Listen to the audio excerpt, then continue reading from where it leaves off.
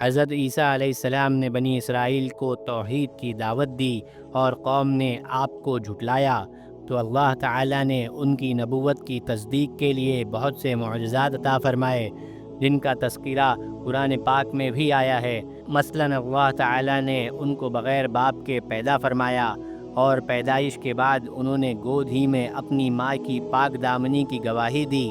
اللہ کے حکم سے وہ مردوں کو زندہ اور پیدائشی اندھوں کو دیکھنے والا کر دیتے، مٹی سے پرندے بنا کر پھونک مار کر اڑا دیتے، کوڑ کے مریضوں پر ہاتھ پھیر کر اچھا کر دیتے، لوگوں کے گھروں میں رکھی ہوئی چیزوں کے بارے میں خبر بتا دیا کرتے تھے، اور حواریوں کی فرمائش پر آپ کی دعا سے آسمان سے کھانے کا دسترخوان نازل ہوا۔ آخر میں اللہ تعالیٰ نے دشمنوں سے حفاظت کرتے ہوئے ان کو زندہ آسمان پر اٹھا لیا، اور آخری زمانے میں قیامت کے قریب آسمان سے اتریں گے اور دجال کو قتل کریں گے۔